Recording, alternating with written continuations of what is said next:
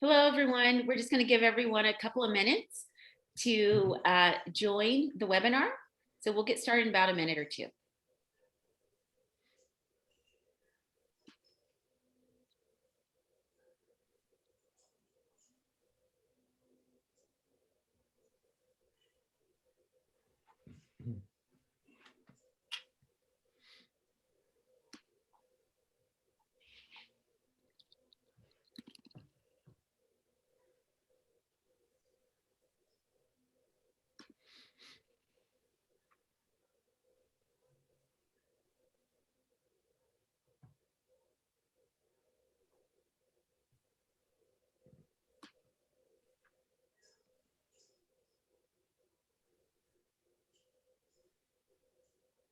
Feel like we need some music while people join us.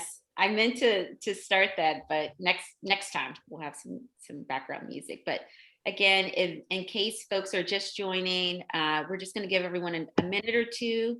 We're excited everyone is spending their Thursday afternoon with us, and we'll get started momentarily. Mandy, would you like to hear a knock-knock joke? Sure. Mandy, you can say no. I mean, you can, but don't worry, they're all G-rated. I use these with my kids. We use these at our all-hands meetings. What kind of plant fits in your hand? I don't know what kind. A palm tree. I like that one. I was waiting for the knock knock joke. Threw me off. See, I'm full of surprises. You want another dad joke, and then we can get started? That sounds perfect, Nina. You want to hear the one about paper? It's terrible. Go ahead and give it to us. That's it. It's terrible. I promise I didn't set that one up. Thank you for playing along, Mandy. Thank you.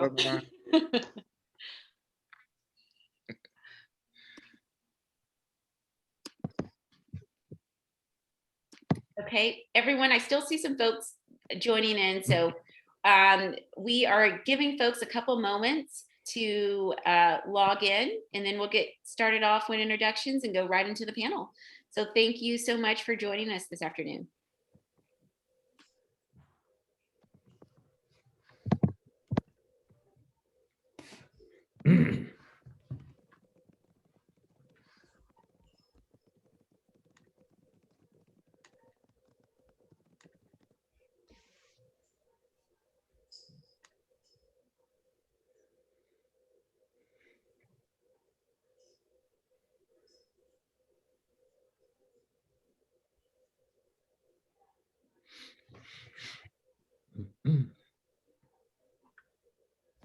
So Muna, I was going to say we're getting some responses in the chat about folks liking some of your jokes. You know, just gotta find a way to have fun. Okay, so I'm going to go ahead and kick us off. And then I know that people will continue to join, but I know that there are lots of things we want to cover today. So I want to make sure that we're able to get throughout the entire presentation while also leaving some time open for Q&A. So I'll kick us off. My name is Mandy Price. I am the CEO of Canaries. We are so excited that you all have decided to spend your Thursday afternoon with us. We appreciate your willingness to learn more about the importance of supporting Muslim employees during Ramadan. And so it's my honor to introduce you to some of my fellow panelists for tonight. So I'm going to start with Muna Husseini, who Muna is a mother, a techie, and a community activist. She currently serves as the chief of staff to the CTO at Indeed and has worked in the tech industry for almost 20 years. She launched the Recharge program at PayPal, a program designed to help technologists who have taken a career break to return to work. As a visible Muslim after 9/11, Muna was the victim of several hate crimes. She now uses her personal time to reclaim the Muslim American narrative and works to eradicate hate. Thank you so much for your work, Muna. Next, we have up Muhammad Abdul Jami.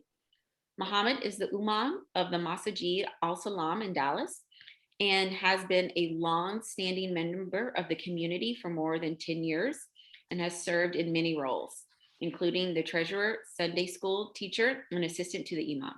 He's also been the coordinator for the past 9 years of several of their flagship programs, including the Day of Dignity.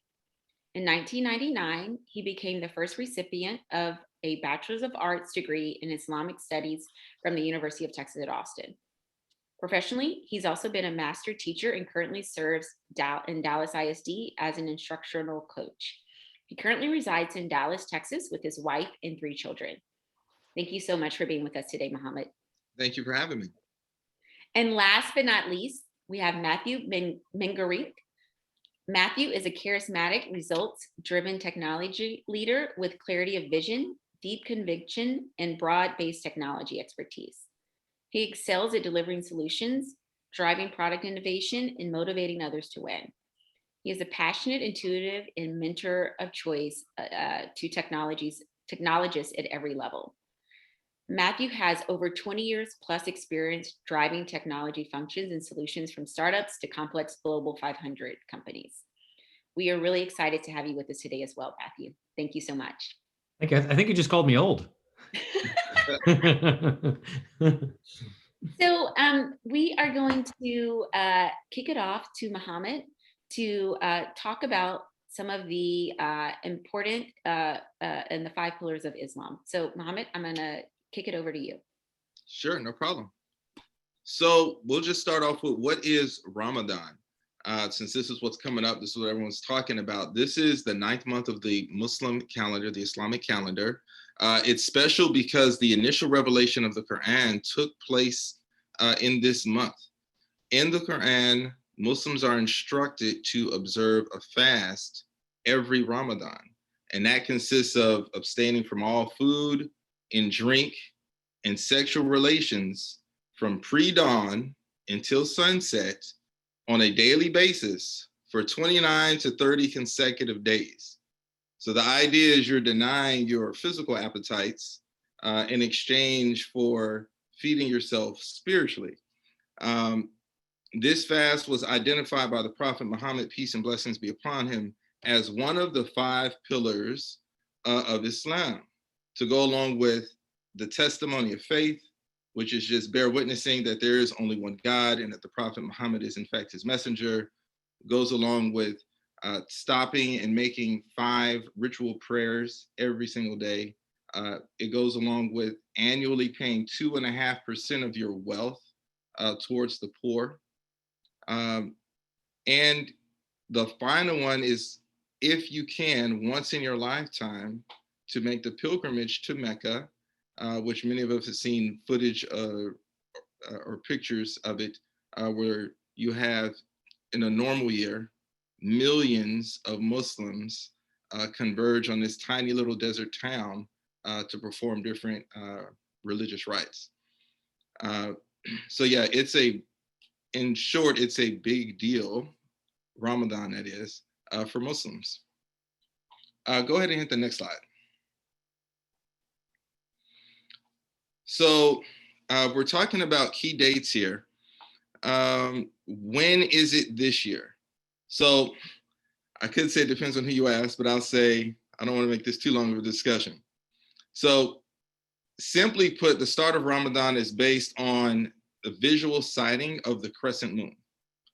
And it's anticipated this year that it's going to be approximately April 12th and end approximately May 12th, which means that at the end of this, 30-day, which can be a grueling religious practice, Muslims are actually going to have one of their 2 major holidays, Eid.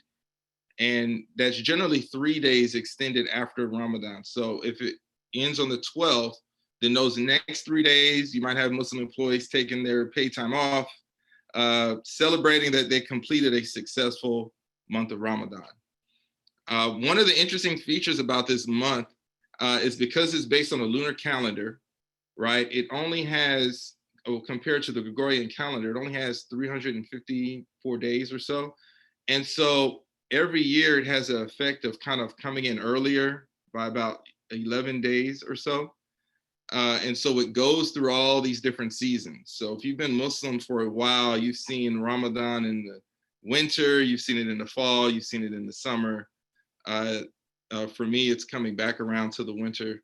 That's how I see it. The idea is this month, Muslims are spending a lot of time doing additional prayers, additional acts of worship, reflecting on their relationship with their creator, on personal refinement becomes a focus. And the idea is that you're practicing restraint and self-discipline during this fast. Those are the skills that you are fine-tuning for yourself. Next slide. And so for employees, I think one thing that's crucial to know is that Muslims are a very diverse group.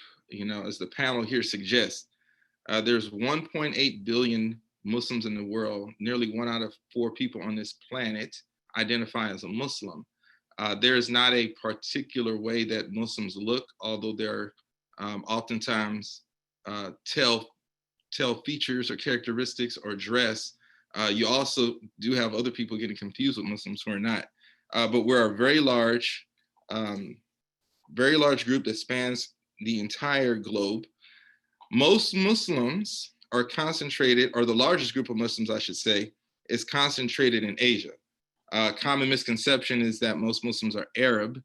Arabs make up a relatively small percentage of the Muslims, although the vast majority of Arabs are Muslim, and that was the original birthplace of this faith. Most Muslims in the United States, the largest demographic of Muslims in the United States, rather, have Asian origin. And then second behind that is the African American Muslim community. But I will say there's a growing number of Latinos, and there are Caucasians who have also converted to this deen. What's going on, Brother Matthew?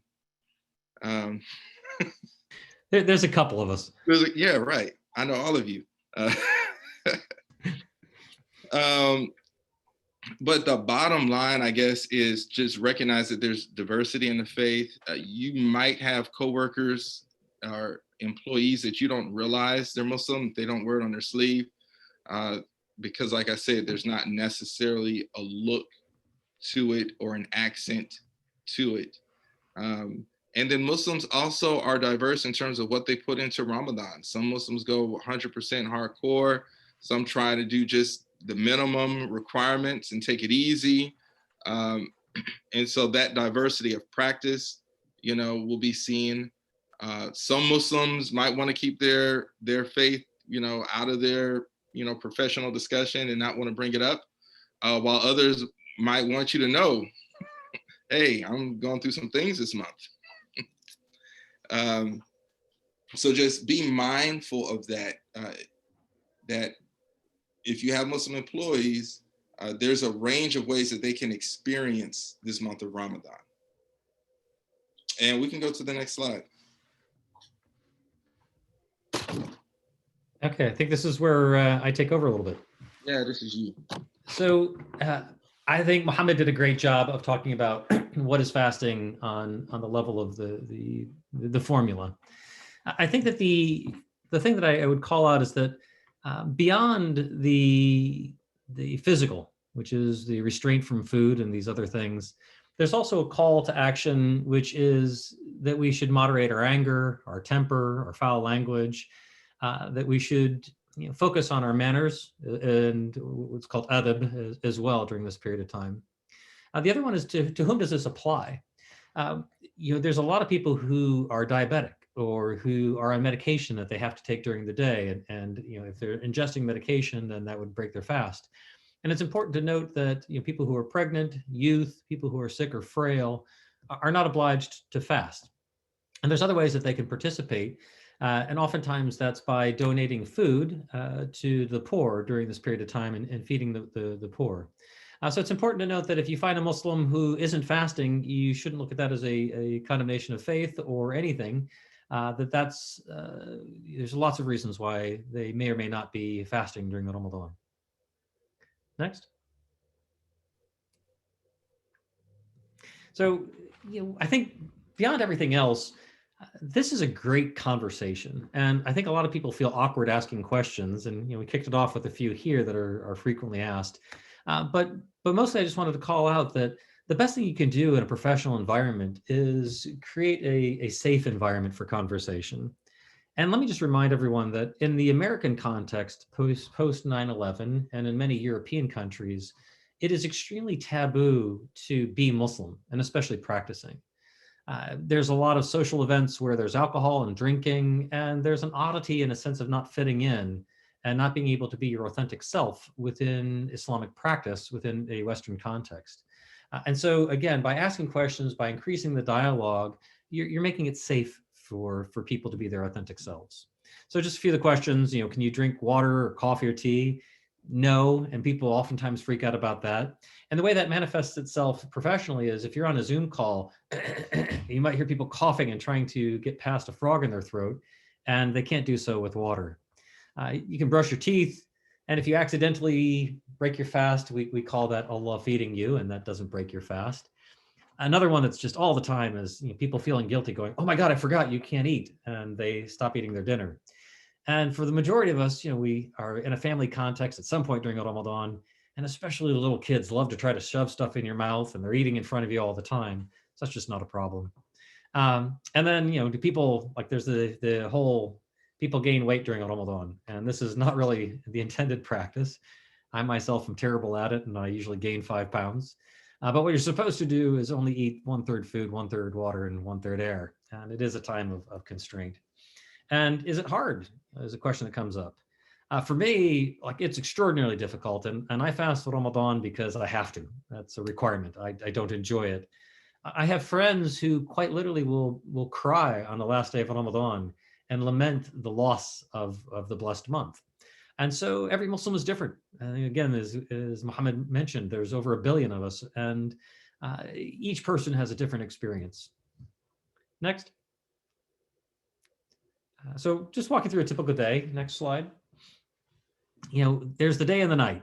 And as we said, that the day starts before the dawn, usually about an hour and change. So where I'm at right now, it's around 5 o'clock in the morning that I will have to stop eating to begin my prayer or begin my fast. And then at night, it'll be around, I guess, 7:45, 8 o'clock that I'll get to stop.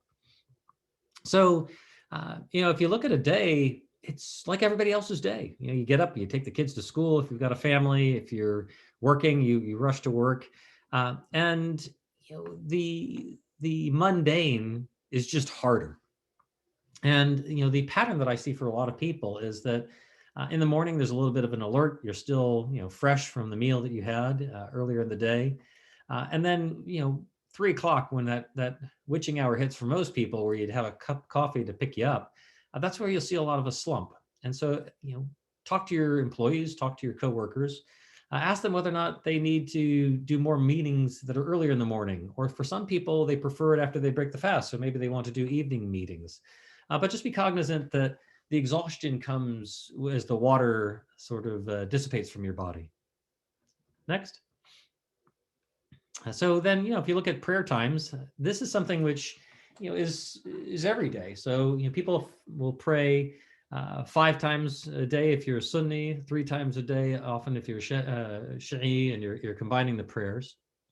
But prayer is one of those things that, is compounded. And what you'll find is some of the Muslims who don't pray consistently through the full year will oftentimes during the Ramadan pray more. And in a professional context, that means basically like a 5 to 10 minute break. And if we're praying in 5 minutes, we're rushing our prayer. It really takes about 10 minutes to find. And so again, from a scheduling perspective, if you can help people create a cadence where there's a 10-minute buffer between meetings, it'll go a long way to make their lives easier, especially during the Ramadan. Next. Next one. So when you're talking about Ramadan, the other thing to be aware of again is this wake and breakfast and prayer. And prayer takes on a different meaning during Ramadan than others. So we're encouraged to extend our prayers and to make them at night. So if you go to the next page, you'll see there's these optional prayers that are at the end of the day. Again, say 9:30, 11 o'clock at night. And people will oftentimes go to the mosque. This year, people are doing it outside. They're doing it in family contexts as well. So there's less driving. But the thing to be aware of is, especially in modernity, where if you have a global company and there's international meetings, we oftentimes meet at 10 o'clock or between 10 and midnight if you're dealing with employees in India and things along those lines. But just be aware that it may be more awkward for this month than any other month for your employees to be able to participate in night prayer and make meetings that are late at night. And the other thing that I'll just say is that if you look at the folks who pray the optional prayers in the middle of the night, this is trashed sleep. And there's 3 sort of 10-day periods of time that we mark during Ramadan. And the first 10 days are relatively easy for most everyone. The second one, you hit a cadence, you just kind of hit your pace. And I know very, very few people who aren't just plain flat exhausted on the last 10 days. And especially so the people whose prayers are keeping them with, very few 4-hour chunks of sleep. Next. So this is sustained for the entire month, as we said. And the last 10 days, they're just brutal. So encouraging people to take a couple of days off, like if they can do 4-day weeks, that's really, really super helpful. Next. So Matthew, sorry, I was going to say, before we switch over to Muna, I saw some, and we're going to have a Q&A. So I just want to let everyone who is attending the panel know that we are going to have a Q&A at the last, we're only 10 to 15 minutes for Q&A. But we did have some questions come through regarding the prayer times that you noted and saying, are these prayer times standard prayer times? No. So the rough heuristic is the morning prayer is in the threads of light that start before the sunrise, and it ends at sunrise. The afternoon prayer is when the shadow is 1 length. The late afternoon prayer you could think of as when the shadow is 2 lengths. So that just depends on the season and where you're at. And sometimes these things are very compressed, and sometimes they happen very long. Then there's the post-sundown prayer, which is called the Maghrib prayer. Coincidentally, Morocco is El Maghrib, which means the west, and so it's the west prayer when the sun goes down, and that's a very short window. That you only have about 45 minutes to make that prayer, and then there's the night prayer that occurs after it's truly dark. So the 5 prayers in the structure are there, and then in Shi'i faith, for example, or if you're traveling, they'll combine the afternoon prayers and they'll combine the evening prayers. And when there's 3, so you'll have the morning, afternoon, and night. Hey, Mandy, I actually dropped something into the chat. There's a website, and if you put in their zip code there, you can find what the prayer times are locally, in case that's also what people are wanting to know. Thank you, Muna. And so everyone should be able to find that in the chat because it went to all of the attendees as well. And that's a perfect segue to Muna. All right, so if we go to the next slide, I think there's one between these 2. No? Okay, cool. So bottom line, I wanted to go into a little policy stuff really quickly before we talk about what support looks like. So, Matthew summarized this, but people may not be sleeping their regular hours. They may not be eating or drinking during the day. They may be praying throughout the night and doing additional worship, and everyone's practice could look different. And some people may not practice. Some people may not want to outwardly identify themselves as practicing at work. And so I want to say, as a matter of employment law, managers and leadership should not be seeking to identify, like, okay, who is practicing and how, right? And so, on the note of recognizing that different employees will be fasting or worshiping in different ways, Matthew and Abdul Jami both mentioned this, is that maybe someone's fasting, maybe there aren't. There are a lot of exemptions. what you need to know is that if a request comes in for an accommodation, you shouldn't be questioning that practice or the form of, where that request is coming from. I will say on a personal level, most of the Muslims that I've worked with have not asked for accommodations, though some do. Some are hesitant to make a request because they may fear retaliation or feel uncomfortable making a special request and, sticking their neck out. This is a tenuous time, again, with everything going on right now in the world, anti-Asian hate, for example, a lot of Muslims being Asian. It's great that y'all are here and thinking about what it takes to build inclusion, start these conversations, and progress whatever your offerings are. And so, have that open door policy, and who the requests that come in can be addressed by. Make sure you have that non-discrimination policy and a no retaliation policy, and then apply reasonable accommodations equally. Don't send a company-wide email singling out a single Muslim employee. And, you don't have to approach individuals directly with assumptions about their culture or religion, even if your intentions are good. And so making accommodations available for all employees is great, and you can wait for individuals to come in and make specific requests and engage in the interactive process of making reasonable accommodations that don't cause an undue burden. And so I like to bring up this slide when I talk about what support looks like. I think these are two sort of fun ways to think about it. My husband's a big soccer buff, and I remember a few years ago during the World Cup, there was this friendly, and so I'm looking at the picture that's on the left. This goalie actually flopped and was injured for a few minutes that just happened to coincide with the time that the team would be breaking their fast. So what does that mean? They were actually playing their game while fasting, and their game was scheduled during the day break. And so he flopped. The team actually got to run to the sidelines and drink. And that's how they were able to break their fast. Otherwise, the tournament hadn't allowed for that. On the right-hand side, there's this case of this high school football team. I think they're based in Michigan, and the majority of the athletes are Muslim. Not all of the athletes are Muslim, and not all the coaches are Muslim. And yet they collectively made a decision, I think, during summer or during Ramadan to be practicing at night when everyone could be eating and staying hydrated. And it was a collective decision. It's something that, the players, the administration, and parents all decided on together. And I think they've been doing it for a while now. So real world ways these are applied, where allyship is there or support is there, whether it is a tweak to what is structural or getting creative. And so just wanted to highlight both of those things. Now, if we go to the next slide and we talk about ways to help, allowing flexible work arrangements is probably something most companies are already doing because of COVID, right?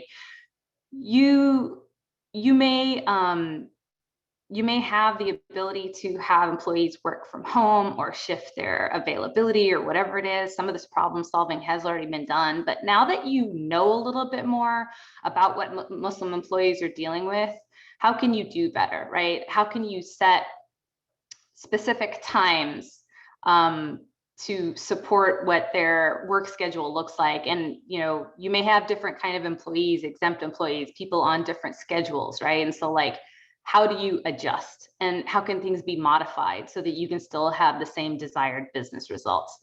On the second point, we talked about the timings that people are eating. When the sun is rising and when the sun is setting is key. So being able to work late evenings or early morning can become difficult. And as Matthew said, please pay attention when you have teams working across time zones, because dinner time in my time zone could be business hours for someone else. And now I am stuck and I can't go eat and I have to be on this meeting or take care of what I need to. And so having that awareness is important. And then as holiday requests come in, this is again interesting and challenging. Mohammed Abdul Jami talked about this earlier, where we follow a lunar calendar. So sometimes it's hard to pin down the exact date that our holidays will be. And so understand that the holiday could be on Monday, could be on Tuesday, and whatever you can do to support that holiday request, work on it. So then going to the next slide on how to support your Muslim colleagues, right? You may have open PTO that you can encourage employees to take, or the ability to give them reduced hours or shifted schedules and still be paid, and consider those floating holidays that could be used. And a lot of these are what I'd call structural benefits. So again, if we think about that goalie who feigned an injury, he was bypassing that structure that was put in place, or the rules of the tournament, in order to support this team.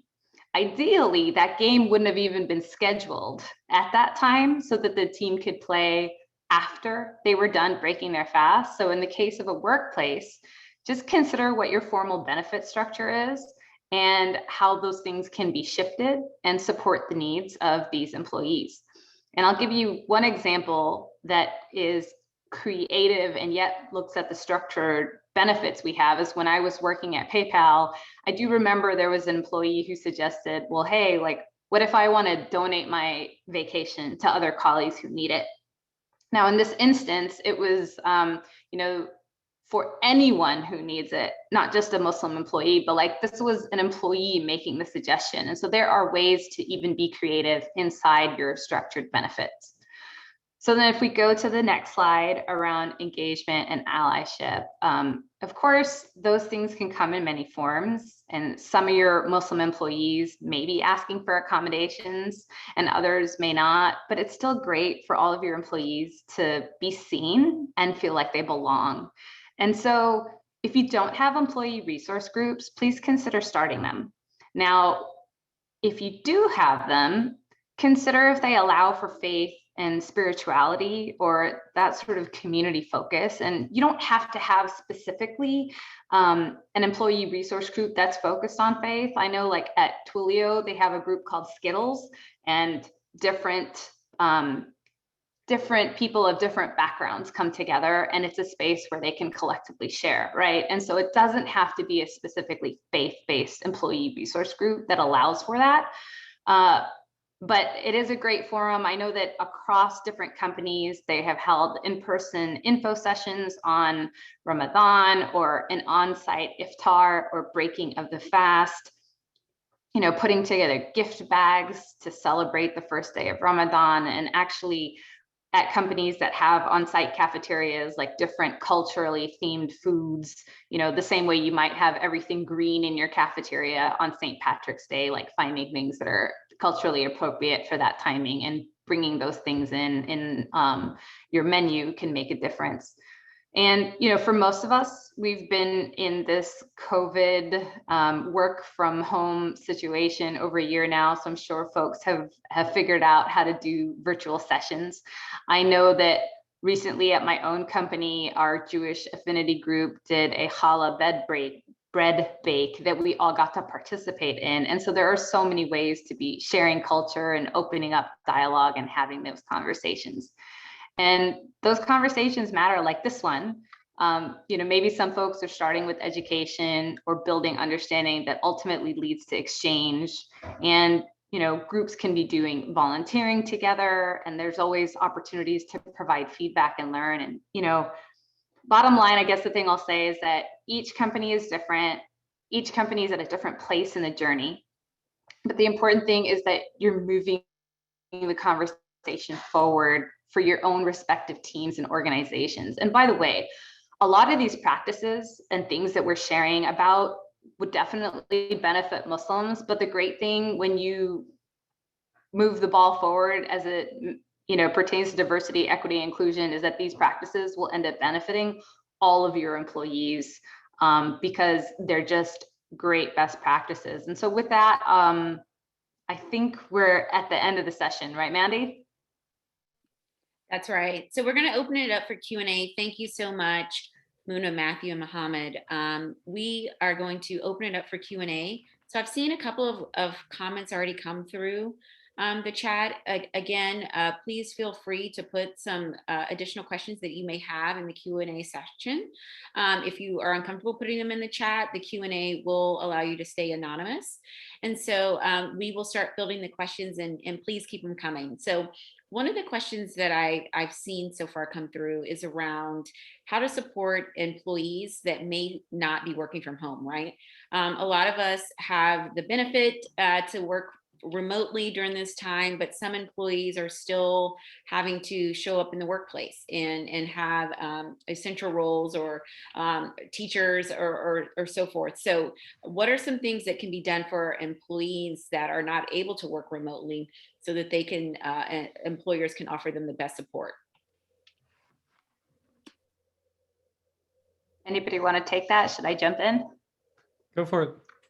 Okay, so I think that there's a couple of ways to tackle this, right? Because you can't assume to know what people need, and then it's hard to plan without knowing what people need, right? And so I think that if you do a general intake, and by the way, it's not just specific to Ramadan, it's probably something that, again, as a best practice, whether people have family or pets or, you know, other things going on, whatever those things are, right? Like, it should be a regular practice to just be checking in and how you build your schedules, right? And so everybody understands what their bottom line is, their P&L, and what numbers you have to hit, but then, like, how do you manage for that? Where, okay, does lunch have to be at 12 o'clock? I don't know. Is that when people want to take it? I'm not sure. And I feel like if you can maybe try something and solve for a small group, you can figure out what model works for you and then apply it across your organization, right? I know that this has been solved in certain businesses where I think I'm referencing warehouse work. I can't remember the exact case I read about, where it wasn't just schedules. They also renovated bathrooms to be able to have Muslims do, you know, like, there's like a ritual washing that goes along with prayer, right? And so I think if you want to figure it out, you can. Just have to understand what your stakeholder needs are. And hopefully that was a start to the question. Matthew, Muhammad, Abdul, Jami, if you want to add anything, please jump in. No, all No? good. Okay.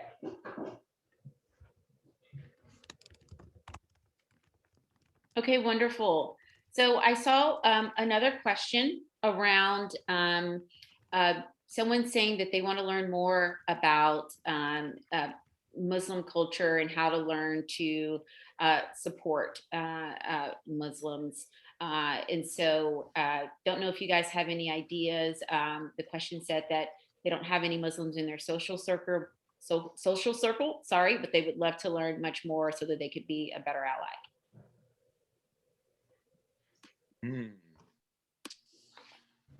Gee, I was thinking, you know, get some Muslim friends, go to the local mosque, but I don't know if I don't know if that's good advice in this day and age with the pandemic still going on.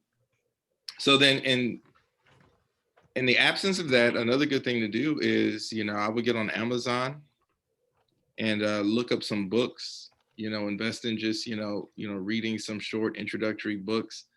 They're asking about Muslim culture or the faith. What was the question about? So the question that I see talks about Muslim. It says culture, but I think they mean faith. Okay. Muslim faith, yeah. I was going to say, because it's like, as diverse as the people are, there's a lot of different cultural practices that sometimes get integrated within the faith as well. And so again, all Muslims don't practice or look the same, but there are some essential kind of universal principles.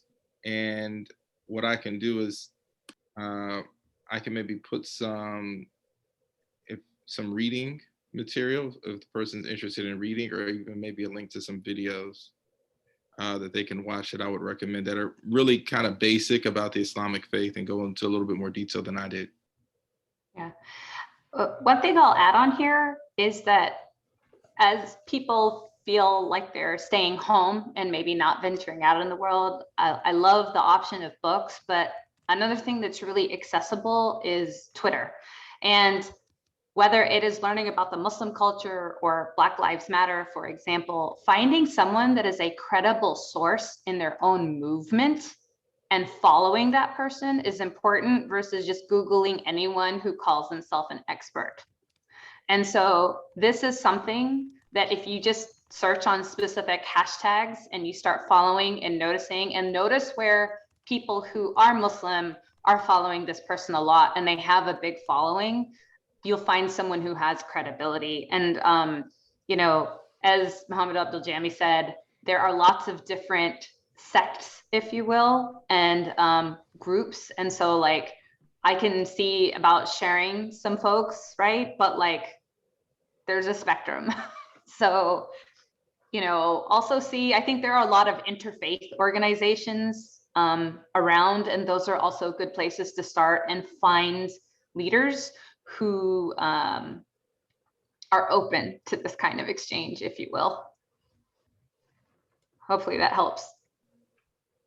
That's very helpful. Thank you. And I see that Matthew also put some materials in the chat, some links. So thank you for that, Matthew.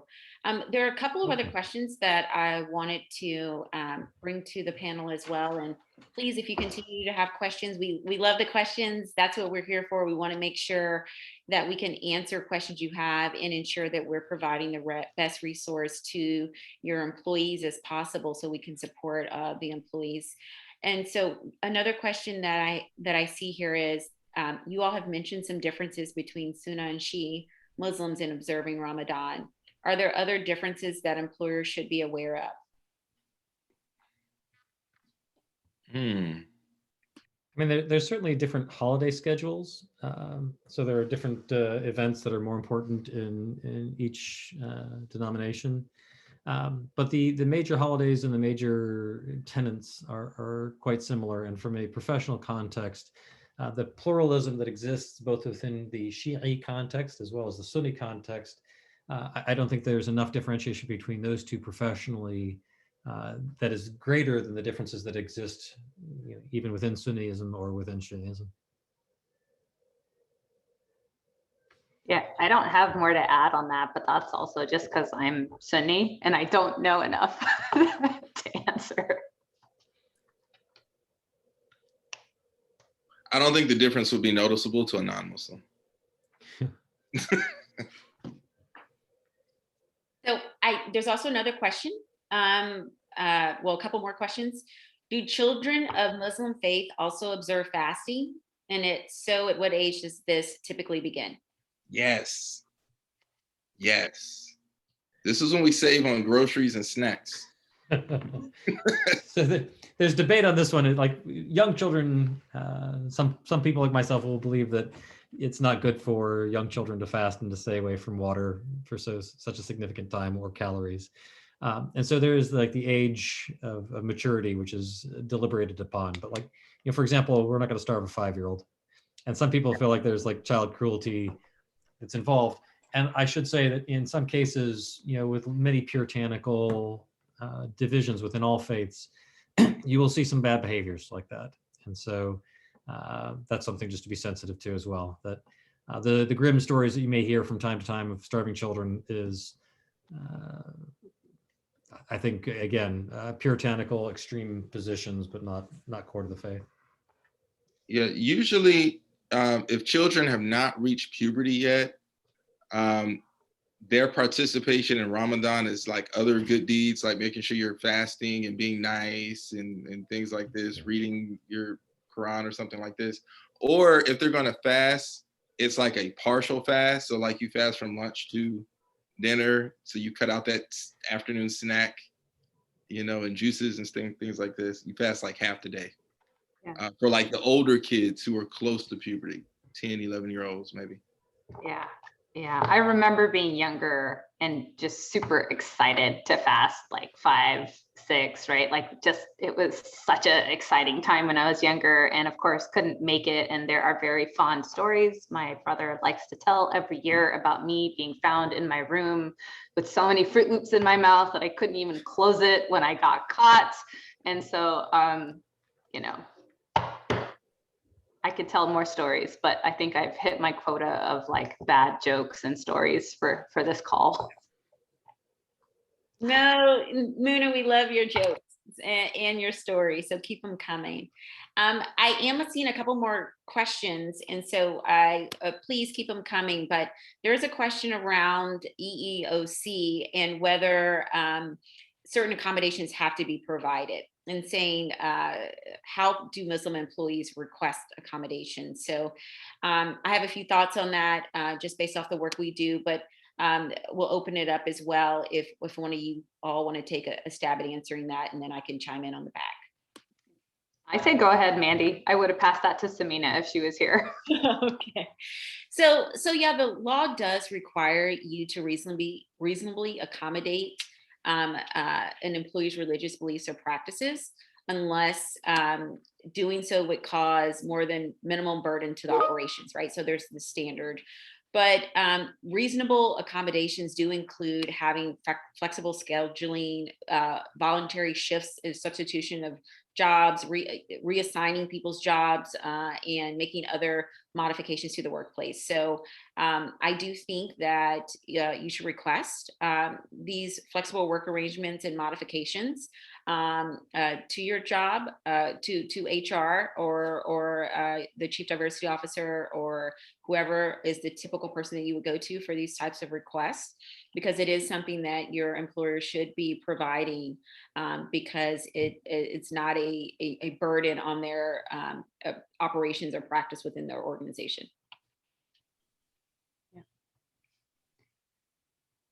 On this one, I'll bring up a specific example that I think it's the only accommodation that I've ever formally requested, but like I do a lot of event management at one point in my career, and I was having to buy and pay for a lot of alcohol, which I couldn't do. And so I had to find someone else on my team to do it.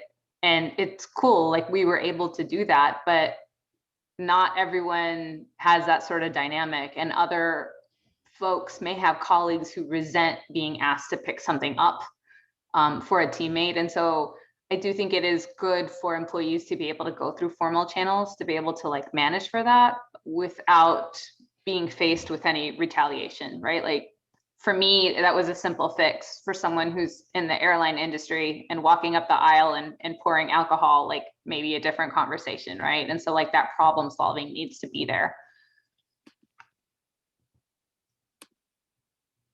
Thank you, Muna. So I'm seeing a couple of other questions as well. They're around ways to be allies. So one of the questions is there a typical greeting that you can give during Ramadan? And then I see another question that says, have you had friends or coworkers who have chosen to fast alongside you out of solidarity during this time? I think the Ramadan Mubarak is what we say to one another, or Ramadan Kareem, which is beautiful Ramadan, or congratulations Ramadan. On the fasting together, that's frequently something I've experienced. And it's a very beautiful feeling when somebody says, hey, they want to do it even just for one day.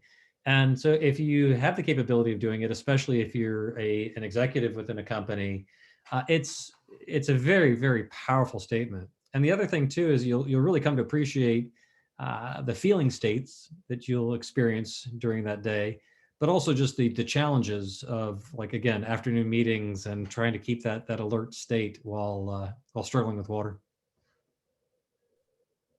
I've had several colleagues fast with me, and not even just colleagues, even friends when I was in college, right?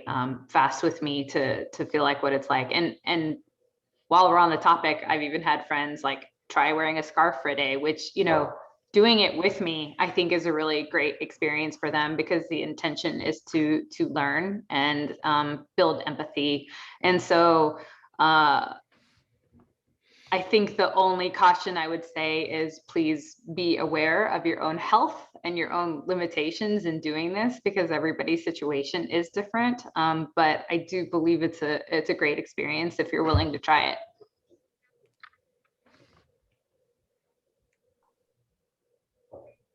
Thank you so much for that. So I think we may have gotten to all the questions. I'll open it up Actually, one more. Oh, go ahead, Matthew. There's one from Jennifer that I answered. And Okay. apparently, when you answer them in typing, it knocks them out of open. And so Jennifer had asked, often the folks who are most impacted are those who do essential work in person. How do we support people in retail, hospitality, warehouse work, and the middle managers charged with their care? And I think this is a critical one, especially those in hot climates during the summer.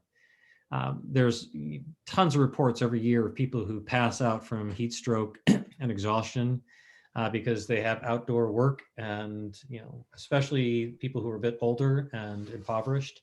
So if you're managing a warehouse, if you do have those types of things, I mean, think through what it would be like for somebody who can't have water. And if you can put them in a cooler environment, if you can schedule them at different hours, or if you could say, 7 days a week they work, but they have a shorter workday, any accommodations along those lines, which can facilitate people who have to spend time doing physical labor, especially, super, super helpful.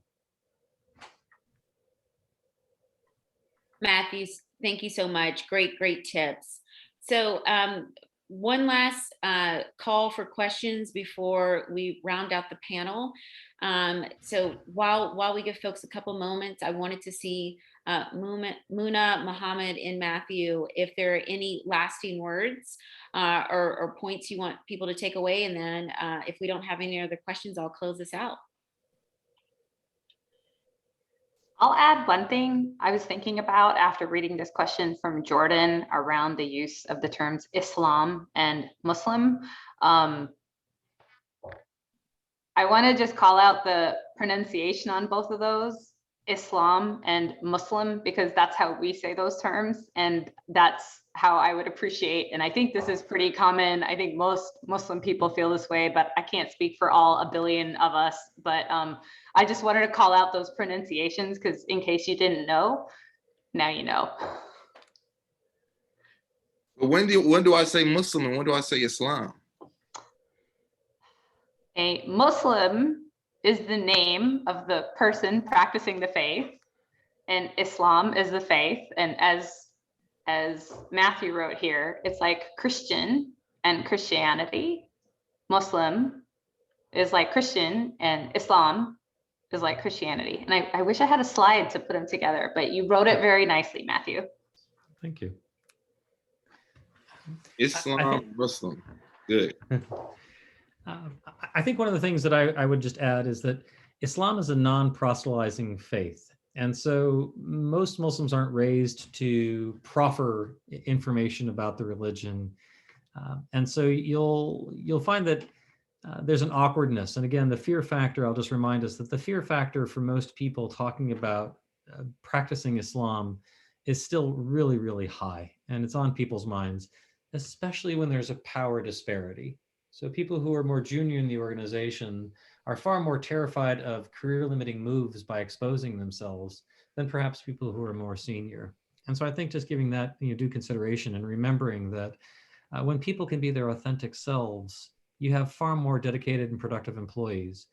And it may take, again, the leadership setting the example of creating the open environment and the safe environment for these discussions. And so any small amount helps just disproportionately. And there are no dumb questions, because if you look at the 1400-year history of Islam, frankly, this is one of the low points in terms of the practice and where we're at as a community. And so creating an awareness and asking questions for us is a blessing. I mean, it's relieving oftentimes. And so I wouldn't ever worry about, quote, dumb questions or silly questions or anything like that. It's just so pleasant to hear somebody who's sincerely curious. And then when the result is a feeling of safety and comfort, it's hard to really describe just how nice that really is. And I talk about this a whole lot myself, because as a white dude named Matthew, I blend quite easily, and it's mostly a surprise for people when they find out that I'm Muslim. But especially for people who are wearing hijab, people whose traditional garb that they choose to wear reveals very clearly that they are of a Muslim background. I've just seen so many times the relief when somebody goes, oh, you're Muslim. Oh, good. And it's this relaxation. It's hard to describe. Matthew, no, I think that is the perfect segue. As allies, as diversity, equity, inclusion practitioners, and I know we have a lot of HR and chief diversity officers and other D&I practitioners on this on the webinar with us. That's the job, and that's the goal we're all trying to create, right? To allow people to be their authentic selves, to be free, and feel like they are not going to have any type of retaliation or negative career ramifications at their job for being themselves. And so it's all of our job and our duty to create that open space. And like you noted, a lot of times when people, especially when they're newer or more junior, they're uncomfortable to ask for these types of accommodations. So it's incumbent upon all of us to make it very well aware of the religious observance policies that the organization has in place. Like Muna noted, to not call out one specific group, but a lot of these holidays are around the same time, right? We enter into holiday periods. And so as we start to approach Passover and Easter and Ramadan, that we make sure that we let all of our employees know that no matter what your faith is, that you are able to have flexible work arrangements. Please let us know what you need so we can support you and create a workplace where everyone can be their authentic self and succeed in the workplace. So we are very, very grateful for the time that you all have volunteered for us today so that we can learn more about how to support our employees during Ramadan. And we will be sure to share not only the deck that we have on the Canaries resources page, but the recording of this webinar will also be available for anyone to go and download and to view again so that they can also learn how to continue to support their employees in the workplace. So thank you. It has been a pleasure, and we look forward to providing additional support. Thank you, everyone. Thank you. Thank you for having us. Blessing. Thank you very much. Ramadan Mubarak in advance. Good afternoon.